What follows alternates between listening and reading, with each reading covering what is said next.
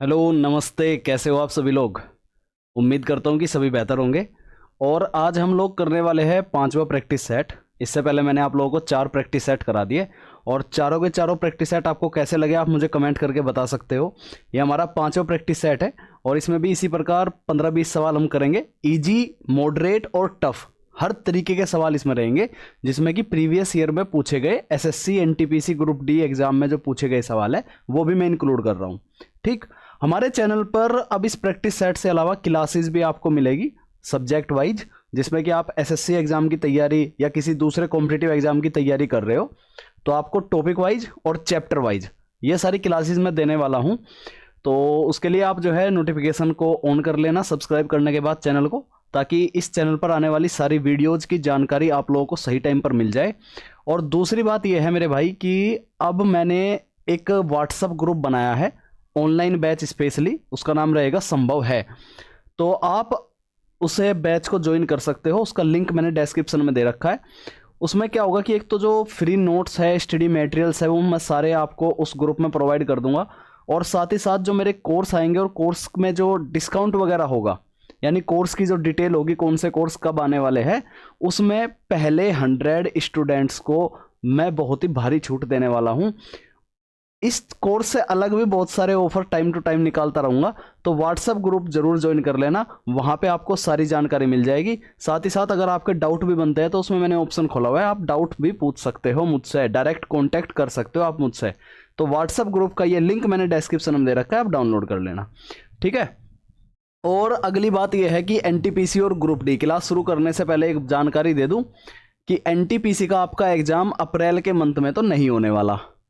April month का जो notification आया है वो आया है टेक्निकल एग्जाम को लेकर के, और एनटीपीसी का एग्जाम लगभग 1 से 1.5 महीना तक चलेगा। तो अप्रैल के मंथ में तो कोई पेपर नहीं होने वाला एनटीपीसी का, या तो मई में होगा या जून में होगा। बहुत ज़्यादा संभावना है कि मई के एंड और जून के शुरुआत, इन दोनों मंथ में पेपर के होने की पूरी पूरी संभावना है।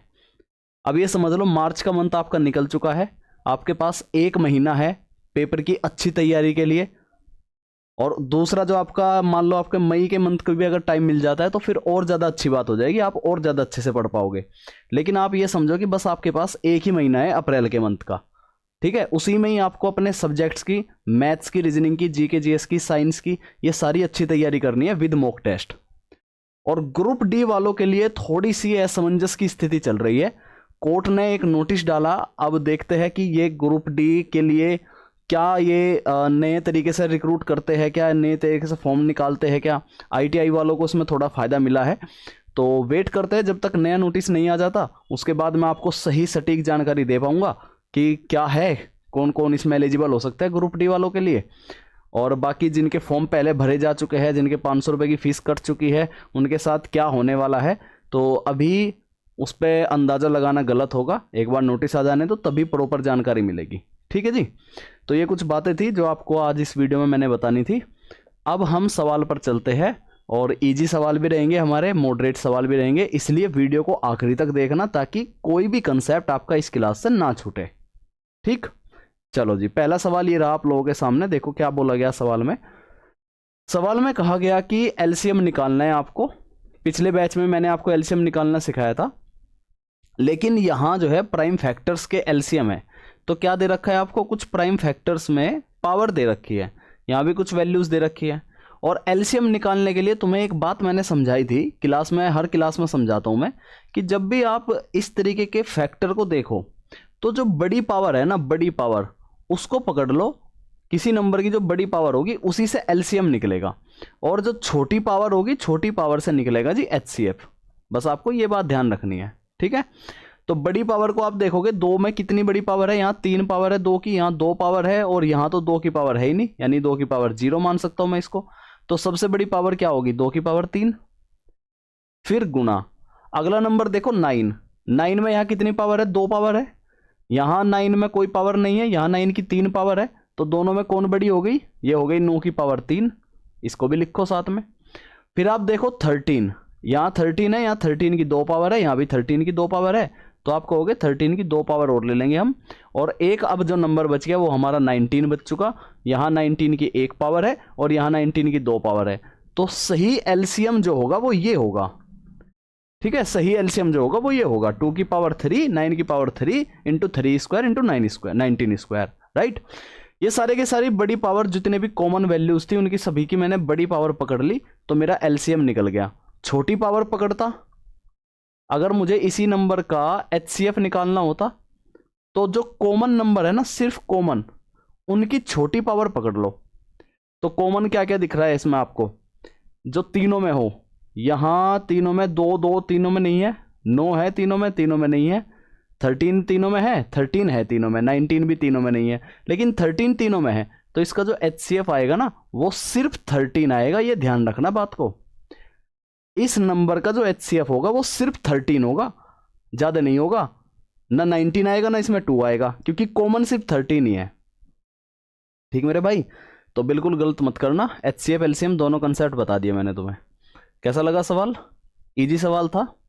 अब ये वाला सवाल आओ, एसएससी सीजीएल मेंस 2024 के एग्जाम में पूछा गया है और बढ़िया लेवल का सवाल है, बहुत इसमें जो है कैलकुलेशन भी है, कैलकुलेशन दे रखी है सवाल में। तो चलो समझते हैं कैसे करेंगे हम इस सवाल को। देखो पहले पढ़ो सवाल को, क्या बोला गया, बहुत ध्यान से पढ़ना। अक्षय ने 21 सेंटीमीटर व्यास की 3 समरूप अंगूठियां, मतलब एक जैसी दिखने वाली अंगूठियां इस प्रकार रखी कि हर अंगूठी अन्य 2 अंगूठियों को छूती है। समझ आई बात? ठीक है। उसने देखा कि वृत्तों से घिरा हुआ एक स्थान है, इस स्थान का क्षेत्रफल बता दो सेंटीमीटर स्क्वायर में क्या होगा। यहां भी कितना है, यहां भी सेंटीमीटर स्क्वायर है। एक काम, जब आप सवाल पढ़ो तो सवाल पढ़ते वक्त ये भी ध्यान रखो कि आपको यूनिट क्या दे रखी है। यहां भी सेंटीमीटर है, यहां सेंटीमीटर स्क्वायर में पूछा है, तो यहां ज्यादा कोई चेंज आपको नहीं करना है। लेकिन ये व्यास दे रखा है, तो रेडियस कितनी रही होगी, रेडियस इसका हाफ हो जाएगी, यानी कि 10.5 सेंटीमीटर हो जाएगी रेडियस। बात क्लियर है? 10.5 सेंटीमीटर हो जाएगी। अब मैं इसका पहले आप लोगों को एक डायग्राम बना के दिखाता हूं कि किस तरीके से ये अंगूठी रखी गई होगी। जैसे कि मान लो ये एक अंगूठी होगी, इसी के बराबर में जो दूसरी अंगूठी रखी जाएगी, अब वो इसको टच कर रही होगी। ठीक है, वो इसको क्या कर रही होगी, टच कर रही होगी इस प्रकार से, और समरूप है मतलब एक जैसी दिखने वाली है। और तीसरी जो अंगूठी होगी, तीसरी अंगूठी को मैं यहां बना लेता हूं, तभी तो इन दोनों को टच करेगी वो तीसरी अंगूठी। तीसरी अंगूठी यहां ऐसे टच करो भाई, इसको टच कैसे होगा, यहां से पकड़ के चलते हैं। ठीक है, यहां से चलते हैं पकड़ के ऐसे, तो आप देखोगे कि भाई ये इसको टच कर रही है। अरे हो जाना टच, दूर दूर भाग रहा है इससे, है काले काले रंग की शौकीन कुड़ी, दूर दूर जावे मेरे काले रंग, तो इससे दूर दूर जा रहा है। चलो समझ जाना, ये यहां से टच है। पेन ले लेता हूं मैं, ये यहां से मेरे भाई ये टच है ऐसे, ये सर्किल यहां से ऐसे टच है। ठीक है, तो अब ये जो अंगूठियां है ये तीनों को टच कर रही है, इसको भी, और हर एक की रेडियस कितनी है, हर एक की रेडियस है 10.5 सेंटीमीटर की। अब उसने कहा कि ये जो बीच का खाली स्थान है ना, ये वाला जो खाली स्थान है, येलो कलर में ले लेता हूं, ये वाला जो खाली स्थान है, ये वाला, इसका एरिया पूछा है आपसे। इस एरिया, इस खाली स्थान का एरिया कैसे निकालोगे आप बताओ। ये वाला जो एरिया है, ये यहां तक बीच में सिर्फ ये पूछा है भाई, तो बहुत ध्यान से समझना। अभी करा देता हूं इस सवाल को, देखो कैसे होगा। अगर इसके व्यास की बात करूं मैं, देखो ये इसकी रेडियस है और ये इसकी रेडियस है। ठीक है, ऐसे ये भी रेडियस होगी और ये दूसरे वाले की रेडियस होगी, और ये इसकी रेडियस होगी और ये तीसरे वाले की रेडियस होगी। तो 3 तरीके से एक ट्रायंगल मैच हो गया ना ये हमारा आकर के यहाँ पर, राइट। क्या मैच हो गया, ट्रायंगल बन गया यहाँ पे। अब आप ध्यान से देखो, ये भी 10.5 सेंटीमीटर की रेडियस है, ये भी 10.5 सेंटीमीटर की रेडियस है, तो क्या ये पूरा का पूरा व्यास नहीं हो गया क्या? यानी ये पूरा 21 सेंटीमीटर का हो गया। ये कितना हो गया, ये हो गया पूरा 21 सेंटीमीटर का। फिर ये वाली साइड देखोगे, ये भी 21 सेंटीमीटर और ये भी 21 सेंटीमीटर। किसी ट्रायंगल की जहां सारी साइड इक्वल होती हो उसको हम बोलते हैं इक्विलेटरल ट्रायंगल। क्या बोलते हैं, इक्विलेटरल ट्रायंगल। और इक्विलेटरल ट्रायंगल की खास बात यह होती है कि हर एक कोण इसका 60 डिग्री का होता है। कितना होता है, 60 डिग्री का। अब आप मुझे ये बताओ कि ये जो बीच में एरिया है ये वाला, ये कैसे निकलेगा, ये वाला एरिया कैसे निकलेगा? तो आप कहोगे सर ये पूरा जो ट्रायंगल है, इस ट्रायंगल के एरिया में से, ठीक है, ट्रायंगल के एरिया में से अगर मैं माइनस कर दूं ये वाला जो सेक्टर है, ये वाला सेक्टर, और ये भी सेम ही सेक्टर है, और ये भी सेम ही सेक्टर है। अगर मैं 3 गुना सेक्टर के एरिया को माइनस कर दूं तो मेरे पास जो ये खाली स्पेस है इसका एरिया निकल आएगा। समझ आई बात? सेक्टर क्या होता है? किसी सर्किल में, मान लो ये सर्किल है, किसी सर्किल में 2 रेडियस से और 1 चाप से घिरा हुआ क्षेत्र सेक्टर कहलाता है। इसको हम सेक्टर बोलते हैं। और एक होता है सेगमेंट। दोनों चीज ध्यान रखना। जैसे ये जीवा है, जीवा, तो इस जीवा से और इस चाप से इसको हम बोलेंगे सेगमेंट। ये छोटा सेगमेंट होगा यानी माइनर सेगमेंट। क्या बोलेंगे? सेगमेंट बोलेंगे, सेगमेंट। और ये वाला होगा बड़ा सेगमेंट यानी मेजर सेगमेंट, मेजर सेगमेंट। और इसी प्रकार 2 रेडियस और 1 चाप से घिरा हुआ ये वाला है छोटा सेक्टर यानी माइनर सेक्टर। और ये भी तो रेडियस और चाप से घिर रहा है, लेकिन ये बड़े वाला है तो इसको हम बोलेंगे मेजर सेक्टर। ये कुछ बेसिक जानकारी थी, आप लोगों को याद रखनी है। नहीं याद रखोगे तो दिक्कत हो जाएगी पेपर में। ठीक है, चलो जी, अब आगे ध्यान दो। क्या बताया मैंने कि अगर इस पूरे ट्रायंगल के एरिया में से मैं माइनस कर दूं 3 ऑफ सेक्टर का एरिया, तो निकल आएगा हमारा क्या? ये वाला जो खाली स्पेस था इसका एरिया। अब देखो ट्रायंगल का एरिया है, क्या होता है ट्रायंगल का area? √3/4 into side square. Side कितनी है? 21 सेंटीमीटर। इसका स्क्वायर करोगे कितना आएगा? 441 और माइनस फिर 3 इंटू सेक्टर का एरिया। अब एक फॉर्मूला जान लो, यहां लिखता हूं ऊपर। एरिया जो होता है ना सेक्टर का एरिया, वो होता है मेरे भाई θ/360 into πr²। Very very important है, हर बार एग्जाम में आता है यहां से सवाल। तो θ/360 इंटू πr²। थीटा कितना दिया है? थीटा दिया है 60। 60 को 360 से भाग दूंगा तो क्या बनेगा? 1/6 बनेगा। और πr² मतलब 22/7। आर कितनी है? 10.5 सेंटीमीटर, यानी इसको मैं लिख सकता हूं 10.5 इंटू 10.5। दिखाई दे रहा है सभी को? यहां तक साइड में तो नहीं छिप गया ये इधर? ठीक है, 10.5 इंटू 10.5। तो मैं साइड में होकर सोल्व करता हूं इसको। सोल्व देखो, यहाँ √3 की वैल्यू रखना 1.732। इसको आप इससे डिवाइड करोगे तो 11 चौके 44, फिर 110, फिर 0.8 बचेंगे। 10 4 दूनी 8, 4 पंजे 20, पूरा कट गया।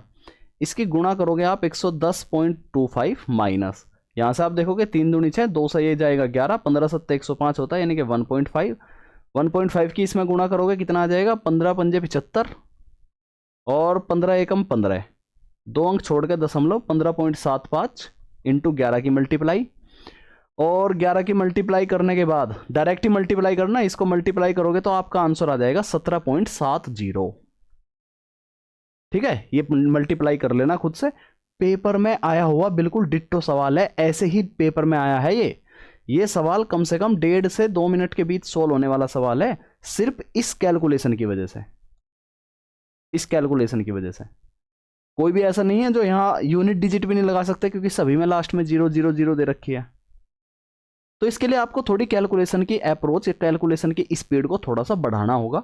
और इतना मुश्किल नहीं है, अगर आप इसे 1.8 मान लो ना, 1.8, तो 18 की गुणा कर दो डायरेक्टली।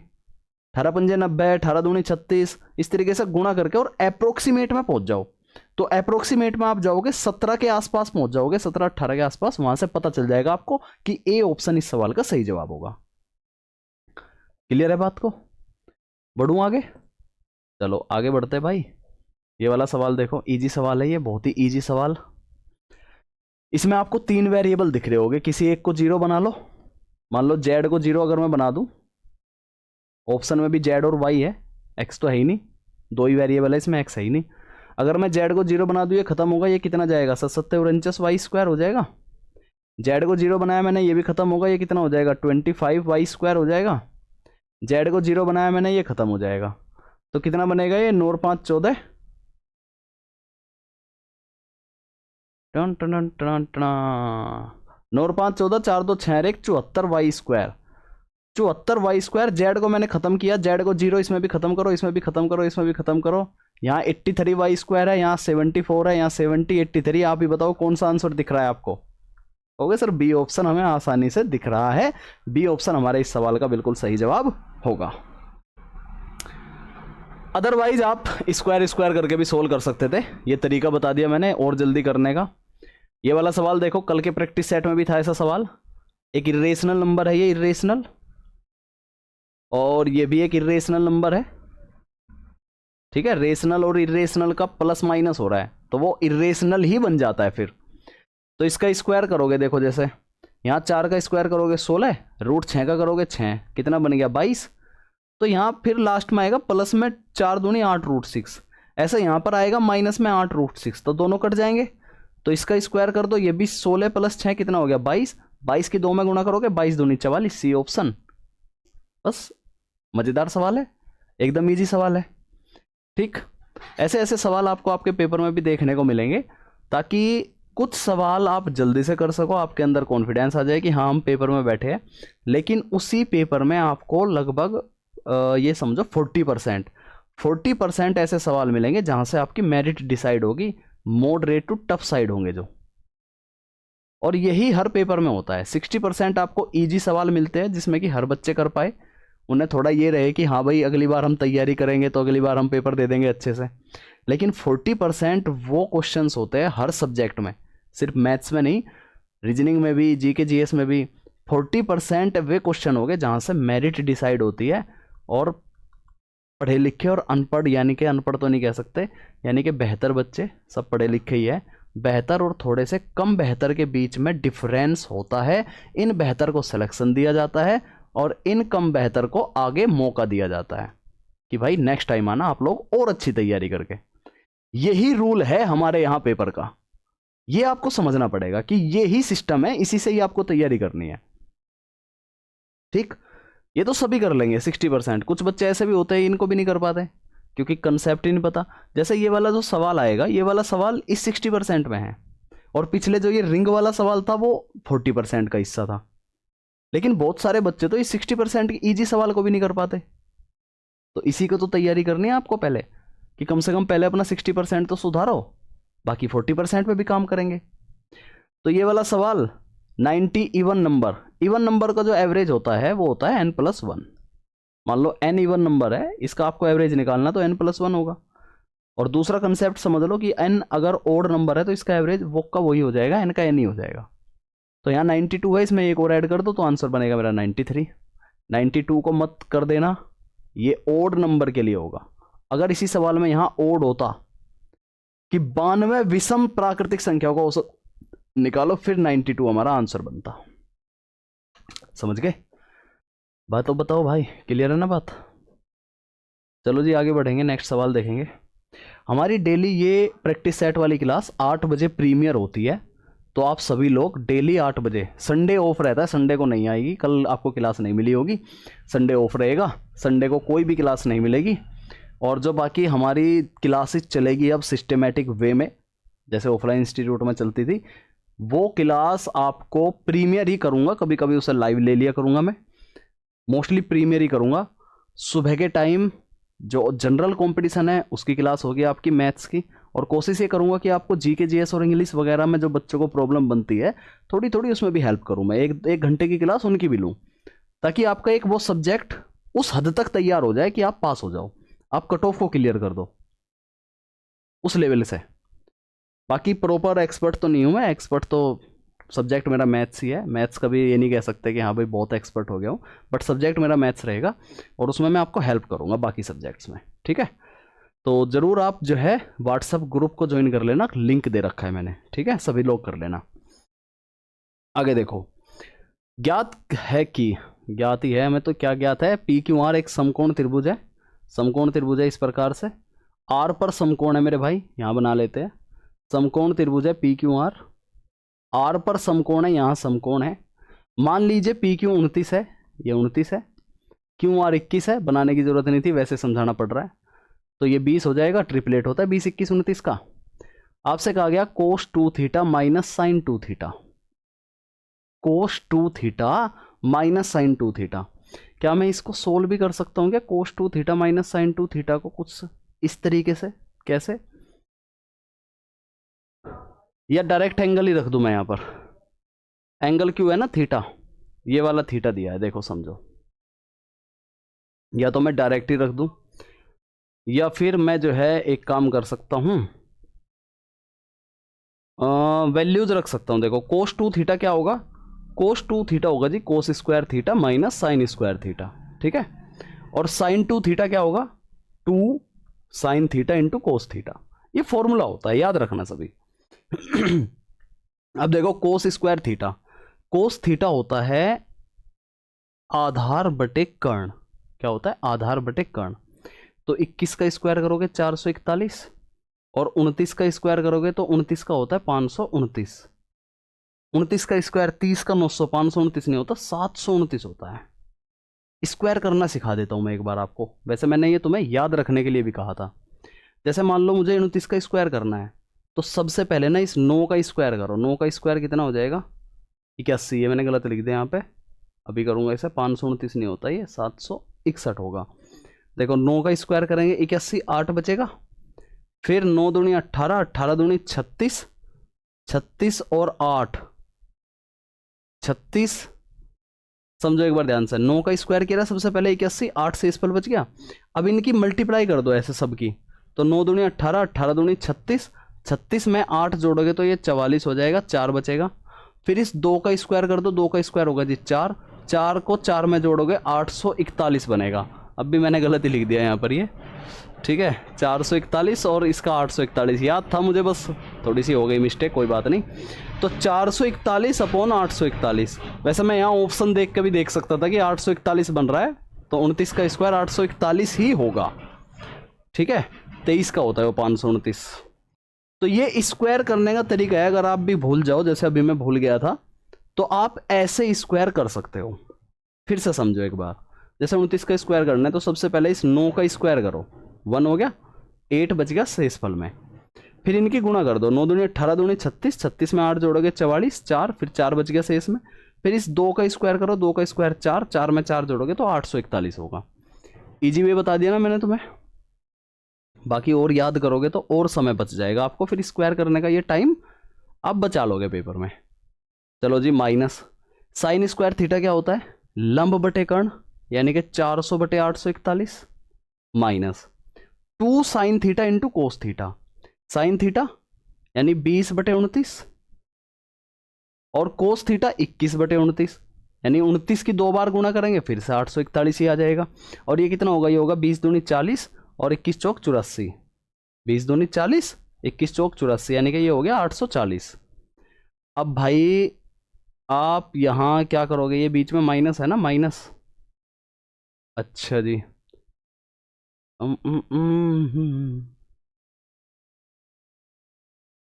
20 दूनी 40 और ये हो गया 840, ठीक है। तो आप क्या करोगे इसमें? ये हो जाएगा आपका 441 में से 400 घटाएंगे, सिर्फ 41 बचेगा, और माइनस में 840। अरे बहुत लंबी चौड़ी गुणा हो रही है। साइन 2 थीटा हो गया 2 sine theta into cos theta.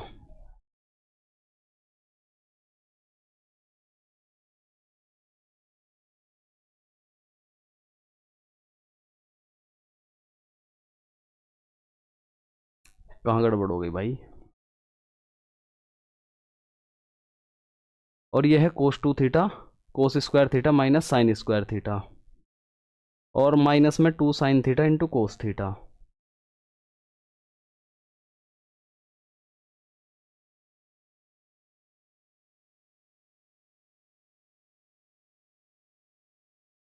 चार सौ इकतालीस बटे 841, 400 बटे 841, और ये कितना जाएगा? ये 2 गुणा 20 गुणा 21 बटे 841, और 21 420, फिर 840 ही जा रहा है ये।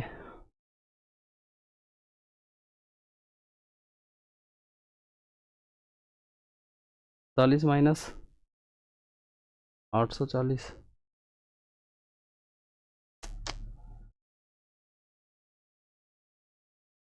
ओके। सवाल में मिस्टेक है भाई, सवाल में मिस्टेक है। अंग्रेजी वाला सवाल देखो, देखो अंग्रेजी में लिखा है cos square theta minus sine square theta, और यहाँ हिंदी में लिखा है cos 2 theta minus sine 2 theta. Typing mistake है, इसको मैं एक्सेप्ट करता हूँ। Sorry sorry sorry. Rahul Gandhi ji की तरह सॉरी सॉरी सॉरी भाई। Cos square theta minus sine square theta कितना होता है? ये कोस 2 थीटा होता है। तो कोस 2 थीटा लिखने की जरूरत नहीं, डायरेक्ट मैं यही वैल्यू रखूंगा। अब इसी वजह से गड़बड़ आ रही थी। तो कोस स्क्वायर थीटा तो यही था ना, 441 अपॉन 841, और ये 400 बटे 841, तो कितना आ जाएगा, 41/841 आ जाएगा आंसर। इजी सवाल था, सेकंडों में होने वाला सवाल था, लेकिन क्वेश्चंस टाइपिंग मिस्टेक्स की वजह से गलती हो गया। चलो आगे देखो, अगला सवाल पढ़ेंगे।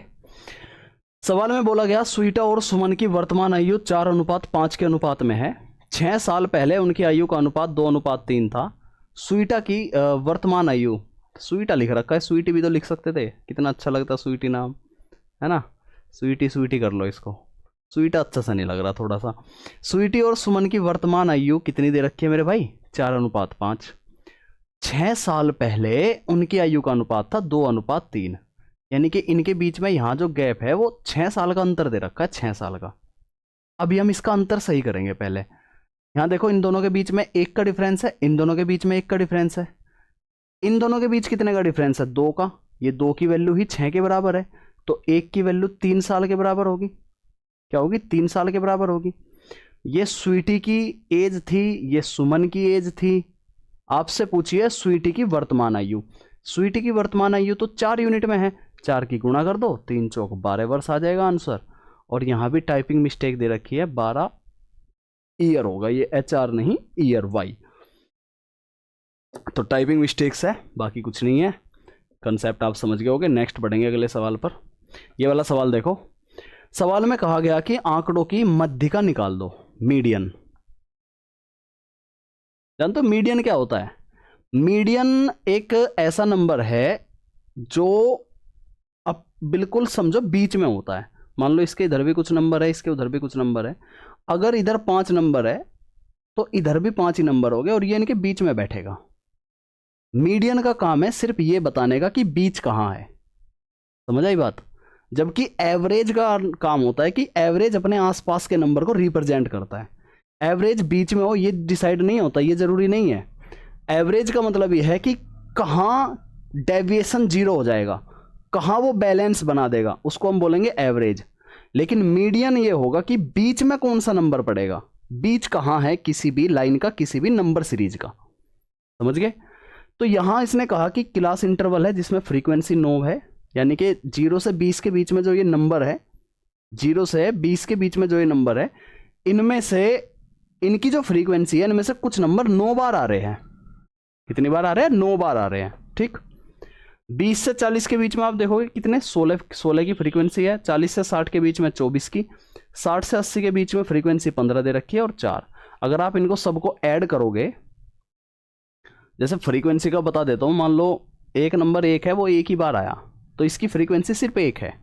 एक नंबर 2 है लेकिन वो 3 बार आया, यानी ऐसे आया 2 2 2, तो मैं कहूँगा 2 की फ्रीक्वेंसी 3 है, ठीक। तो आप मुझे बताओ टोटल कितने नंबर होंगे फिर, तो आप कहोगे इन फ्रीक्वेंसी को जोड़ो जी, 3 और 1 4 होंगे। समझ आई बात, 3 और 1 4 नंबर होंगे, ठीक। तो यहाँ आप मध्यिका निकालने में सबसे पहले आप कम्युलेटिव फ्रीक्वेंसी निकाल लो। क्या निकाल लो, कम्युलेटिव फ्रीक्वेंसी। तो क्या होती है जी ये कम्युलेटिव फ्रीक्वेंसी, इन सबको ऐड करते हुए चलो। जैसे ये 9 है, 16 ऐड करोगे इसमें यहाँ 25 आ जाएगी, फिर 25 में 24 ऐड करोगे 49 आ जाएगी, 49 में 15 ऐड करोगे तो कितना आ जाएगा, 9 और 5 14, 4 और 1 5, 64 आ जाएगी, और 4 और उसमें ऐड करोगे 68। टोटल नंबर कितने हो गए, ये 68 नंबर हो गए टोटल, समझ आई। टोटल कितने नंबर है, 68। अब बीच का अगर मुझे निकालना तो इसका हाफ निकालना पड़ेगा, जो कि बैठ रहा है कितना, 34,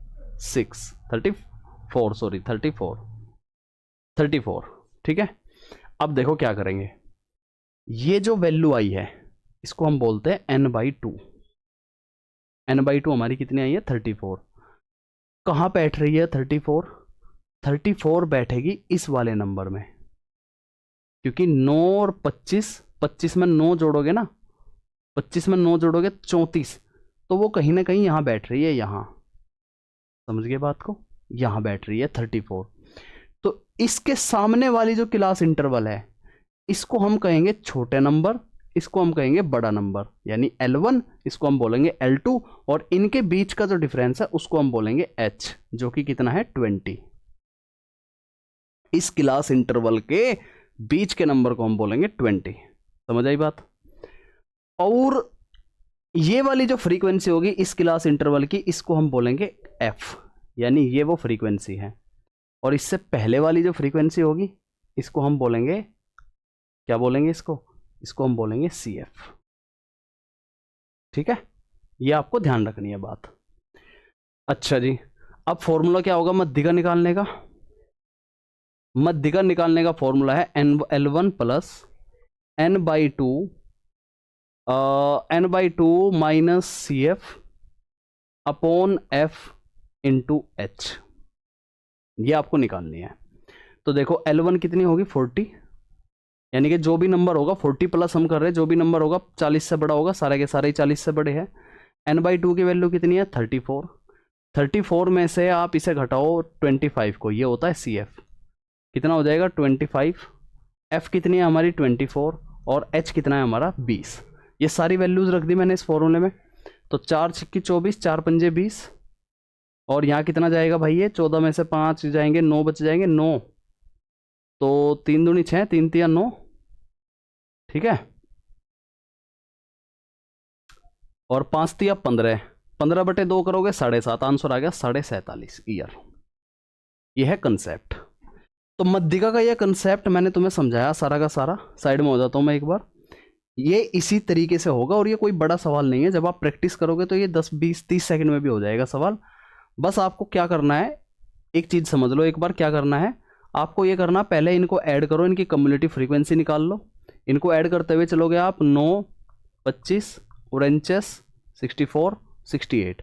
इसका हाफ करोगे कितना आएगा 34। ये 34 इसमें जो बैठ रहा है इसमें 34, तो इसकी फ्रीक्वेंसी इसको F कहो, इसको क्लास इंटरवल बोलो यानी कि L1 L2, इनके बीच का जो डिफरेंस है उसे H बोलो। ठीक है, और इससे पहले वाली 34 तो इसमें बैठ गया ना, इससे पहले वाली जो कम्युलेटिव फ्रीक्वेंसी है वो होगी CF। और बस आपको इस वाले फॉर्मूले में रखना है, मीडियन वाले में, कि L1 plus N/2 minus CF upon F into H।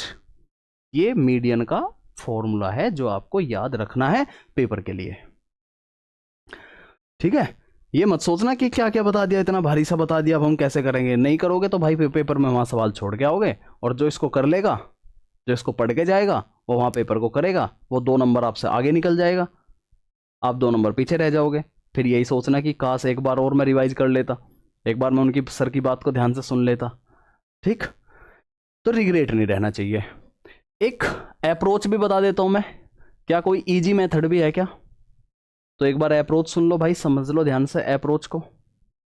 Paper वाली अप्रोच, अगर आपको फॉर्मूला याद नहीं रहता तो बस एक बात ध्यान रखो कि मैंने मीडियन वो बताया जो बीच का एक नंबर होगा, जो अपने आप को मिडल में फिट करता हो। क्या करता हो? मिडल में अपने आप को फिट करता हो। अगर मैं ये कहूं कि फ्रीक्वेंसी 9 है, इसका मतलब एक नंबर इसमें ऐसा रहा होगा इस इंटरवल में से, कोई नंबर या सारे नंबर भी हो सकते हैं, कोई नंबर ऐसा रहा होगा जो 9 बार आया होगा। इसी प्रकार इस इंटरवल में से 16 बार आया होगा, इस इंटरवल में से 24 बार, 15 बार, 4 बार। तो आपको हो गए सर ये टोटल ना 68 बैठ रहे हैं। कितने बैठ रहे हैं? 68। ठीक है, हमने इसका हाफ किया था, कितना आया था 34।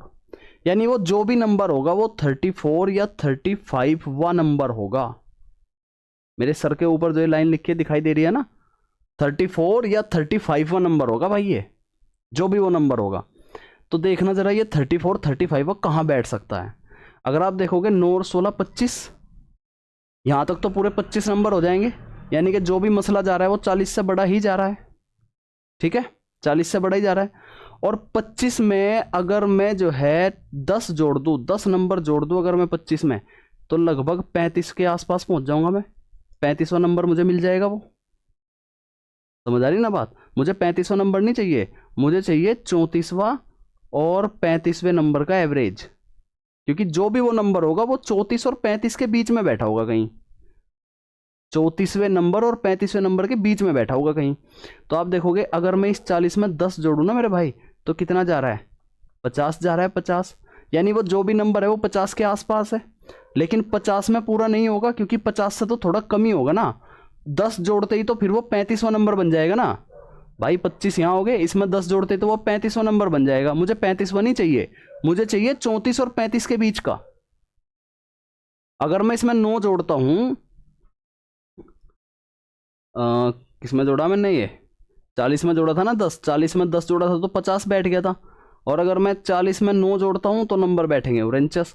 तो कहीं ना कहीं मेरा जो नंबर है वो 50 से स्लाइटली कम है, स्लाइटली 50 से थोड़ा सा कम है, पूरा 50 नहीं है, पूरा 50 नहीं है, और 50 से थोड़ा सा कम मुझे यही नंबर दिखाई दे रहा है, ऑप्शन बी। ये है एक अप्रोच, समझ आई बात। अगर फॉर्मूला याद नहीं रहता तो इस अप्रोच को याद रखो। आगे बढ़ते हैं, अब नेक्स्ट सवाल देखते हैं। यहां तक बताओ, यहां तक सवाल क्लियर हो रहे हैं क्या आप लोगों को? जो भी लोग वीडियो को देख रहे हैं, आप लोग वीडियो को लाइक कर दे, चैनल को सब्सक्राइब कर ले। और जितने भी कंसेप्ट आपको बताए जाए, मैथ इतना भी मुश्किल नहीं है और इतना भी आसान नहीं है कि मैं मैथ को आपको जीके जीएस की तरह पढ़ाऊं और आपको ये बोलो कि जैसे आप जीके जीएस में हिस्ट्री पॉलिटी के क्वेश्चंस याद कर लेते हो इसी तरीके से आप याद कर लो, ऐसा नहीं होता। मैथ्स में इतने भी इजी सवाल नहीं आते कि आपने क्वेश्चंस को पढ़ा और सीधे बोल दिया, टिक कर दिया, जी हमें तो ट्रिक सिखा रखी है, लो कर दिया। सभी क्वेश्चंस में नहीं लगती ट्रिक। 60% क्वेश्चंस में ही लगेगी वो जो ईजियर साइड है। जब 40% जिस पे मेरिट बनती है ना, जब उसकी बात आएगी तो वहां आपको कंसेप्ट सीखना ही पड़ेगा, कैलकुलेशन करनी ही पड़ेगी, टाइम देना ही पड़ेगा सवालों में। यही सच्चाई है। अगर मैं आपसे झूठ बोलूं कि नहीं चुटकियों में उड़ा देंगे हम, चुटकियों में ऐसे ऐसे थंबनेल बना दूं, तो कुछ से कुछ नहीं होने जाना। वो सिर्फ आपके इमोशंस के साथ खेलने वाली चीजें होती है। ठीक है भाई, चलो आगे बढ़ते हैं। और मुझसे ये चीज़ आती नहीं, अगर मुझसे भी ये चीज़ आती ना, अभी तक मैं इमोशंस खेलने वाले ऐसे ऐसी वीडियो बनाता कि मेरे भी अभी तक जो है हो जाते कम से कम हज़ारों सब्सक्राइबर, लाखों में पहुंच जाते। लेकिन मैं पढ़ा रहा हूँ पूरी ईमानदारी से, जितना आता है उतना ही। गलती मुझसे भी होती है, जिस सवाल में गलती होती है मैं एक्सेप्ट करता हूँ, हुई है भाई कैलकुलेशन, गलती हो गई है, लेकिन एक जेन्युइन तरीके से पढ़ा रहा हूँ। इसमें ये लगेगा, इसमें लगेगा, अप्रोच ऐसे बना सकते हो, कंसेप्ट ऐसे बना सकते हो, कैलकुलेशन ऐसे बना सकते हो। जेन्युइन तरीके से पढ़ा रहा हूँ बिल्कुल। और जेन्युइन तरीके से पढ़कर ही आपका भी काम चलेगा। जब वहां पेपर करोगे ना, तो पेपर में इतना प्रेशर होता है वहां कि आप जो ये इमोशंस खेलने वाली चीजें है ना, जिससे ये आपके इमोशंस खेले जाते हैं कि चुटकियों में करे सवाल, बस यहां से ये ट्रिक मार दो, यहां से ये मार दो, वहां याद नहीं आता ये। वहां पेपर में अपने जेन्युइन कंसेप्ट याद आते हैं, फिर पेपर सोल्व करने के लिए उसी में स्पीड बनानी पड़ती है। तो झूठी चीजों से दूर रहो और जेन्युइन तरीके से पढ़ लो। सवाल में बोला गया कि 2 साल पहले एक कस्बे की जनसंख्या 94 कितनी है, 9,48,000, तो सभी ज़्यादा जा रही है, तो 94 87,500 थी। बड़े शहरों में प्रवास के कारण यह प्रतिवर्ष 8% की दर से घटती है। कस्बे की वर्तमान जनसंख्या क्या होगी? मतलब कस्बे की पहले 2 साल पहले की जनसंख्या आपको दे रखी है और हर साल ये घटती जा रही है शहर के कारण। लोग शहरों की तरफ जा रहे हैं, प्रवास कर रहे हैं, माइग्रेट कर रहे हैं। और अब ये पूछा कि अब उस कस्बे में कितनी जनसंख्या रह जाएगी वर्तमान। तो नंबर बड़ा सा दिख रहा है आपको, ऑप्शंस भी बड़े बड़े से दिख रहे हैं, तो कैलकुलेशन का फंडा है। सीजीएल मेंस 2024 में पूछा गया सवाल है और यही सवाल रिपीट होकर आते रहते हैं एक दूसरे एग्जाम में। तो आप क्या करोगे, इसे कोशिश ये करोगे कि मैं जल्दी से जल्दी इस कैलकुलेशन को कर सकूं। मैं ऐसा तरीका ना अपनाऊं जिससे मुझे ज़्यादा समय लग जाए। जैसे एक तरीका तो ये होता है कि 94 87,500, 8% कम हो रही तो बच गई 92%, 8% कम हो रही दूसरे साल फिर बच गई 92%। इसको आप कैलकुलेट करने बैठ जाओगे तो सवाल लंबा पड़ जाएगा, टाइम ज़्यादा खा जाएगा आप लोगों का। तो दूसरा तरीका क्या हो सकता है, देखो 94 87,500 जनसंख्या थी, 8% घटी, तो इसका 8% निकाल लो और वो उसमें से माइनस कर दो। तो देखो जरा 8% निकालोगे इसका, 2 जीरो से, तो 2 जीरो खत्म हो जाएगी, सीधी सीधी 8 की गुणा इस नंबर में करो, 94 875 में सिर्फ, क्योंकि 2 जीरो तो खत्म हो जाएगी। तो करो जी गुणा, कितना हो जाएगा, और इसके नीचे लिख लेना साथ के साथ, जैसा मैं यहाँ लिख देता हूँ 94 87,500 ये नंबर है। इसका 8% निकालो, इसका 8% निकालो जरा,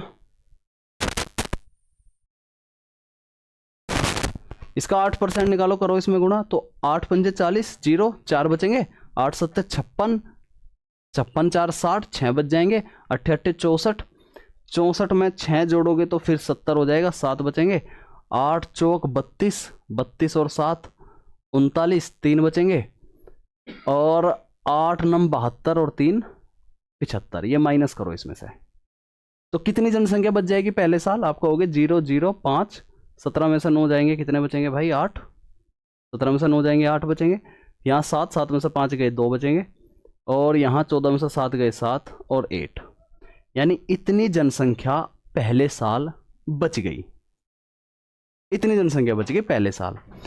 उसने कहा 2 साल बाद, तो दूसरे साल फिर 8% की कमी हो रही है, तो फिर 8% इसमें से घटाओगे, 2 जीरो से 2 जीरो, सीधे सीधे 8 की गुणा करनी है इन 2 जीरो को छोड़ करके। तो देखो 8 पंजे 40, फिर 8 अट्ठे 64, 64 और 4 68, 68 जैसे ही मैंने ये देखा ना 68, तो जब मैं इसमें से माइनस करूंगा तो यहाँ 0 आएगी, लेकिन जब इसमें से माइनस करूंगा 10 में से 8 जाएंगे, 2 बचेंगे, लास्ट में 20 आएगा। मुझे पूरी कैलकुलेशन करने की जरूरत नहीं है, मेरा आंसर बन चुका है ए ऑप्शन। तो मैंने एक दूसरा तरीका अपनाया, तरीका ये अपनाया कि मैंने पहले 8% निकाल के वो 8% घटा दी, क्योंकि ये 8% तो चले गए, ये तो घट गए, तो बच कितने गए होंगे, ये बच गए जितने। फिर जब दूसरी साल की बात आई, फिर 8% घटने हैं, तो मैंने इसका 8% घटाने की कोशिश कर रहा था, लेकिन यही मुझे समझ में आ गया कि लास्ट में 20 बच रहा है, जो कि एक ही ऑप्शन में जा रहा है, तो मैंने ऑप्शन को टिक किया और आगे बढ़ गया। अदरवाइज मैं इसको 92 × 92 वाले मेथड से करता तो बहुत ज़्यादा टाइम खा जाता ये, और मोस्टली बच्चे ऐसा करते पेपर में, और इसी वजह से वो तो या टाइम खोते या इस सवाल को गलत करते। नेक्स्ट सवाल आओ। अमित को पहले वर्ष अपनी बिक्री राशि में 6% और दूसरे वर्ष में 20% की वृद्धि प्राप्त होती है ना। पहले साल तो 6% बढ़ाई है, दूसरे साल 20% बढ़ाई है। यदि उसकी वर्तमान बिक्री इतनी है तो 2 साल पहले की बिक्री बता दो कितनी होगी। ठीक, जैसे मान लो पहले की बिक्री उसकी x थी, 6% बढ़ा दी, यानी कि 106 गुणा 100 कर दिया। कंसेप्ट बहुत बेसिक कंसेप्ट से बता रहा हूँ। दूसरे वर्ष में 20% की वृद्धि, 20% 1/5 यानी कि 6/5 कर दिया जिसको, और इतना करके अब जो बढ़ी हुई मिली है वो मिली है 254400। ये लिखा है ना 254400। तो क्या हम इसको सोल्व कर सकते हैं? ये किससे कट रहा है? 254400। यहाँ कोई 11 से नहीं कट रहा, लेकिन ये 2 से भी कट रहा है, 5 और 2 7, 8 7 3 से कट रहा है, तो 6 से कट जाएगा पूरा पूरा।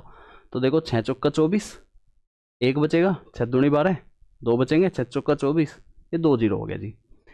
और भाई 4 सिक्की 24, ये पूरा पूरा 4 बार चला गया, 400 यहाँ हो गया। 5 की गुणा इसमें और कर दोगे, इस 100 की गुणा और करोगे, क्योंकि ये जाएगा ना क्रॉस मल्टीप्लाई में। तो 5 चौक 20 यानी कि कितना हो गया? 2 लाख बस। अरे बहुत इजी सवाल था, कैलकुलेशन भी इजी थी इसकी, तो समझ गए। तो व्हाट्सअप पे जो व्हाट्सअप ग्रुप का लिंक दिया है मेरे भाई मैंने डिस्क्रिप्शन बॉक्स में, उसको जरूर ज्वाइन कर लेना सभी लोग, भाई बहन जितने भी देख रहे हो आप लोग, लड़का लड़की जो भी हो, उसी ग्रुप को ज्वाइन कर लेना। और उस ग्रुप में आपको PDF नोट्स वगैरह सब कुछ मिलेंगे। और डेली हमारे जो प्रैक्टिस सेट चल रहे हैं इसमें 15 से 20 सवाल मैं डालता हूँ, तो यानी कि आपको मैं 50 सेट जब दे दूंगा तो लगभग ये समझो 1000 सवालों की प्रैक्टिस हो जाएगी। तो मैं आपको 1000 सवालों की इन प्रैक्टिस सेट की विद सॉल्यूशन एक PDF दूंगा, ताकि आप रिवीजन भी कर सको, अपनी तैयारी को बेहतर ढंग से कर सको। ओके, चलो थोड़ी रह गई अब सवाल, अब इसको कर लेते हैं। बताओ मुझे समझ में आ रहा है कि नहीं आ रहा है? ये मत समझो कि ये NTPC और ग्रुप डी हेडिंग डला हुआ तो सिर्फ NTPC और ग्रुप डी को ही हेल्प करेंगी ये क्लास। ये क्लास आपके हर एक कॉम्पिटिटिव एग्जाम के लिए इंपॉर्टेंट है। ये वाला सवाल देखो, ABCD एक चतुर्भुज है जिसमें विकर्ण BD = 70 सेंटीमीटर है। अच्छा पहले बना लेते हैं, चलो एक चतुर्भुज बनाया मैंने, कंसेप्चुअल सवाल है ये मत सोचना सारे के सारे इजी सवाल है। इसमें जिसका कंसेप्ट ठीक होगा वो इस सवाल को कर लेगा, जिसका नहीं होगा वो नहीं कर पाएगा। तो विकर्ण दिया है, पहले ABCD लिख लिया जी मैंने, ये ABCD, इसका विकर्ण दिया है। विकर्ण क्या होगा? विकर्ण होगा ये, यही तो होगा विकर्ण। ये कितना दिया है? 70 सेंटीमीटर दिया है। ये कितना है? ये 70 सेंटीमीटर है। कहाँ लिखूँ? यहीं लिख देता हूँ, देखो ये 70 सेंटीमीटर है। आगे उसने कहा AL परपेंडिकुलर है BD पर, तो ये बना होगा कुछ इस प्रकार से। फिर आगे कहा CM परपेंडिकुलर है BD पर, यानी कि ये कुछ इस प्रकार से बना होगा। AL की वैल्यू दी है 18, CM की वैल्यू दी है 20।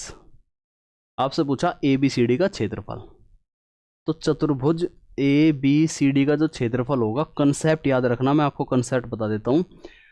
अगर आपको 2 विकर्ण दिए होते ना ऐसे, तो आपका फॉर्मूला क्या होता है? 1/2 D1 × D2। ये होता है एरिया निकालने का। चतुर्भुज के एरिया निकालने का फॉर्मूला होता है d1 इंटू d2, अगर विकर्ण दिए हो। लेकिन इस सवाल में एक विकर्ण तो पूरा दे रखा है इन्होंने 70 सेंटीमीटर का, लेकिन दूसरा विकर्ण उन्होंने तोड़ तोड़ के दे रखा है। पहले यहाँ से यहाँ तक खींचा, फिर यहाँ से यहाँ तक खींचा। तो सेम ऐसा ही कंसेप्ट लगाओ। क्या लगाओ? 1/2 इंटू d1 यानी कि पहला विकर्ण, लेकिन जो दूसरा विकर्ण है जो ये तोड़ तोड़ के, इसको हम जोड़ देंगे। इसको हम क्या करेंगे? इसको हम जोड़ देंगे। यानी कि अगर मैं इसको h1 मान लूँ, इसको h2 मान लूँ, तो मैं कहूँगा इसको मैं ऐड करूँगा, और ये कंसेप्ट है, ये फॉर्मूला है एडवांस मैथ का। समझ आई बात भाई? तो कैसे करोगे आप इसको? 1/2 d1 कितना है? 70, और इसको ऐड करोगे तो कितना बैठेगा? 38। फिर भाई 19 दूनी 38, 19 सत्ते 133, आंसर आ गया मेरा 1330, बी ऑप्शन। बताओ क्लियर है? कर पाओगे? कहोगे सर बिल्कुल करेंगे, सब अच्छा चल रहा है, मज़ा दिला रखा है आपने, अच्छे अच्छे सवाल है। हमारा बेसिक भी तैयार हो रहा है, हमारा मॉडरेट लेवल भी तैयार हो रहा है, हमारा कंसेप्ट भी तैयार हो रहा है, और प्रैक्टिस की प्रैक्टिस हो रही है। ये वाला सवाल देखो, which number among 382 11, 381 21, 321 18, 311 28 is divisible by 24। यानी कि इनमें से कौन सा नंबर है जो 24 से डिवाइड होगा? 24 का फैक्टर होता है 4 गुना 6। ऐसा नंबर ढूंढना है जो 4 से भी डिवाइड होता हो, 6 से भी डिवाइड होता हो। 4 का रूल ये है लास्ट के 2 अंक कटने चाहिए, 6 का रूल ये है कि 2 इंटू 3 से कटने चाहिए। 2 इंटू 2 से तो सारे कट रहे, ये नहीं कट रहे 2 से। 2 ऑप्शन तो खत्म ही कर दिया मैंने इसमें से। 3 से अगर आप देखोगे, 3 2 5 और 1 6 और 1 7, 8 7 15, ये भी 3 से कट रहा है, और ये भी 3 से कट रहा है ना। 3 और 1 4 और 1 5, 5 2 7, 8 7 15, ये भी 3 से कट रहा है। तो फिर हम क्या करेंगे? अब हम 4 से चेक करेंगे। 4 का रूल ये है लास्ट के 2 अंक कटने चाहिए। 4 7 28, ये नहीं कटता, हटाओ बगल, खत्म करो बात को। 6 की भी चेक करने की जरूरत नहीं थी, मुझे 4 से ही करना था। 4 से मैंने देखा लास्ट में सिर्फ 28 कट रहा है, ये सब तो कट ही नहीं रहे 4 से, तो 24 से कटेगा वही नंबर। तो फैक्टर में ये ध्यान रखना, कई बार 72 पूछ लेता है 8 नंबर 72, कई बार 88 से पूछ लेता है 8 गुणा 11 का मल्टीपल चेक करेंगे फिर हम उस केस में। ओके, बहुत बढ़िया। चलो नेक्स्ट 2 ही सवाल बचे हैं बस। देखते हैं कितने बच्चे यहाँ तक कमेंट करना जिन्होंने लास्ट तक वीडियो देखी है, उसका मैं अगली वीडियो में अप्रिसिएशन भी करूँगा नाम लेकर के। ठीक, ये वाला सवाल ध्यान दो। सवाल में कहा गया कि 51 रुपये प्रति किलोग्राम वाले 8 किलोग्राम मक्के को 68 रुपये प्रति किलोग्राम वाले 9 किलोग्राम मक्के के साथ मिलाया जाता है। देखो, प्रैक्टिस सेट देने का एक मकसद होता है कि आप एक तो सारे पूरे मैथ के, कंप्लीट मैथ के हर एक टाइप के सवालों की प्रैक्टिस कर लो रैंडम। एक बार सवाल दूसरे चैप्टर का आ रहा है, एक बार सवाल दूसरे चैप्टर का आ रहा है, तो आपका माइंड सेट उसी हिसाब से तैयार हो जाएगा। इसलिए प्रैक्टिस सेट दिए जाते हैं, और प्रैक्टिस सेट में स्पीड भी बढ़ाई जाती है। मैं आपको यहाँ कंसेप्ट नहीं सिखा रहा हूँ, मैं स्पीड के साथ करने वाले तरीके सिखा रहा हूँ। कंसेप्ट का तो आपको एक तरीके से रिवीजन हो रहा है, लेकिन जब आपकी प्रॉपर क्लास चलती है, अगर आप बिल्कुल बेसिक से पढ़ना चाह रहे हो कि सर चैप्टर वाइज बताओ, हमें प्रॉफिट लॉस के सारे सवाल करा दो, नंबर सिस्टम के सारे सवाल करा दो, कंप्लीट मैथ करा दो, उस क्लास में आपको बहुत आराम से पढ़ाया जाता है। उसमें स्पीड नहीं बांधी जाती। उसमें मैं आपको ट्रिक भी बताऊँगा, उसमें मैं आपको कंसेप्ट भी बताऊँगा, है ना। उसमें मैं आपको कैलकुलेशन भी बताऊँगा, उसमें मैं आपको कहाँ आप मिस्टेक्स करते हो, कैसे सुधार सकते हो, वो भी चीज़ सिखाऊंगा। उसमें मैं आपको क्वेश्चंस की प्रैक्टिस भी कराऊंगा, टाइप वाइज, मिक्स क्वेश्चन नहीं, टाइप वाइज प्रैक्टिस कराऊंगा। ये वाली चीज़ कराऊंगा मैं आपको, इसी चैनल पर कराऊंगा, बिल्कुल फ्री कराऊंगा। इसीलिए आप इसे सब्सक्राइब कर लेना, ठीक। लेकिन यहाँ जो कोर्स रहेंगे, वो जो भी मैं लाइव क्लास लूँगा या प्रीमियर क्लास लूँगा, वो क्लास सिर्फ 1 वीक के लिए आपको यूट्यूब पे मिलेगी। उसके बाद मैं उसको अनलिस्ट कर दूंगा, वो बैच में चली जाएगी फिर रिकॉर्डेड फॉर्मेट में। और उसी बैच पे अगर आप छूट लेना चाहते हो तो आप व्हाट्सएप ग्रुप ज्वाइन कर लो, ये बिल्कुल फ्री है व्हाट्सएप ग्रुप, इसमें कोई चार्ज नहीं है। इस ग्रुप में आपको जो शुरुआत के 100 स्टूडेंट हो गए उनको बैच में छूट मिल जाएगी। और कहाँ मिलेगी? ये एप्लीकेशन पे मिलेगी। लेकिन एप्लीकेशन क्या अभी बन के आ गई है क्या? अभी तक नहीं आई है बन के, जैसे ही आ जाएगी उसमें ऐसी ही क्लास हुआ करेगी और उसमें आपको छूट दूंगा मैं। समझ आई बात? वैसे भी ऑफर चलते रहेंगे, जिनका सिलेक्शन होगा उनको अलग से ऑफर देंगे। ऑफर का मतलब है अलग से अप्रिसिएट करेंगे। ऑफर का मतलब ये नहीं कि मैं उनको थार गाड़ी दे दूंगा, वो नहीं देनी मुझे ना, मेरी इतनी क्षमता भाई थार गाड़ी देने की, मेरे पास खुद ही नहीं है। ठीक, ऑफर का मतलब यह है कि उनको ऐसा मतलब ऐसी एक तरीके से अप्रिसिएशन दिया जाएगा ताकि दूसरे बच्चे भी मोटिवेट हो, उनको देख करके, उनकी सफलता को देख करके दूसरे बच्चे भी उस लाइन में जुड़े, उस रेस में आए। समझ आई बात? चलो इस वाले सवाल को देखो। 51 रुपये प्रति किलोग्राम मूल्य वाले 8 किलोग्राम मक्के को 68 रुपये प्रति किलोग्राम वाले मूल्य के 9 किलोग्राम मक्के के साथ मिलाया जाता है। एक टाइप ये है, एक टाइप ये है, दोनों को मिक्स कर दिया। तो पूछा गया है मिश्रित मक्के का प्रति किलोग्राम औसत मूल्य क्या होगा। तो पहले इसकी गुणा इसमें कर दो, 8 एकम 8, 8 पंजे 40, फिर 9 की गुणा इसमें कर दो, 9 अट्ठे 72, 9 छिक्की 54, 54 और 7 61। ठीक है, अच्छा जी, इसको ऐड करेंगे, 8 और 2 10, 1 और 1 2, 6 और 4 10, कितना हो गया 1020। यानी कि टोटल उसके पास कितने किलो हो गए, 1020 किलो हो गए हैं। आपसे औसत मूल्य पूछा है दोनों मिश्रण का। तो पहले वाले का कितना किलोग्राम मिला गया, 8 किलोग्राम, दूसरे वाले कितना मिलाया गया 9 किलोग्राम, टोटल कितना हो गया 17 किलोग्राम। 17 से भाग दे दो इसको, तो आपका एवरेज रेट निकल के आएगा, कितना आएगा 17 छिक्का 102 होता है, यानी कि 60 रुपये किलो। 60 रुपये किलो हो जाएगा उसका मिक्सचर का एवरेज मूल्य। आगे बढ़ूं, ये वाला सवाल देखो, आखिरी सवाल होगा ये। आपसे एक डाटा दिया और आपसे कहा गया मीडियन एज बताओ। मैंने मीडियन बताया एक बीच का नंबर होता है जो अपने आसपास नंबर को रिप्रेजेंट करता है। तो बीच का नंबर हम कैसे पता करेंगे, जब कोई चीज़ सिस्टेमेटिक वे में लिखी हो तभी तो बताएंगे कि ये बीच में बैठा है। भाई अगर मान लो प्रेयर लाइन में हाइट के हिसाब से लाइन लग रही है तो उसके बीच में कौन बैठेगा, आप यही तो बताओगे जब वो सिस्टेमेटिक वे में खड़े होंगे। सबसे छोटा आगे खड़ा हो, फिर उससे बड़ा, उससे बड़ा, तभी तो आप बताओगे कि भाई इसमें जो है 3 लोग इधर है बड़े वाले, 3 लोग ये छोटे वाले हैं, तो बीच में ये बैठ रहा है। सिस्टेमेटिक वे में करना पड़ेगा। तो आप इसको पहले सिस्टेमेटिक वे में करो। सिस्टेमेटिक वे में करने से पहले मैं आपको यही बता देता हूँ, ये गिनो ये कितने नंबर है। कहोगे सर 1 2 3 4 5 6 7 8 9 10 नंबर है। ये कितने नंबर है, ये 10 नंबर है। 10 का आधा करोगे यानी कि 5वां और छठा, 5वें छठे नंबर का एवरेज जो होगा, 5वें छठे नंबर का जो एवरेज होगा वही होगा उसका मीडियन। ठीक है, 5वें छठे नंबर का जो एवरेज होगा वो मीडियन होगा।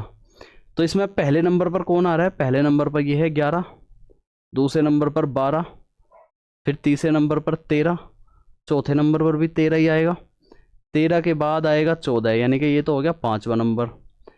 छठा नंबर कौन सा होगा, 14 के बाद कौन आएगा, 14 के बाद आएगा जी 15, ये हो गया 6वां नंबर। इनका एवरेज निकाल दो बस, तो कितना जाएगा ये 29/2, 14 दूनी 28, 14.5 चला जाएगा।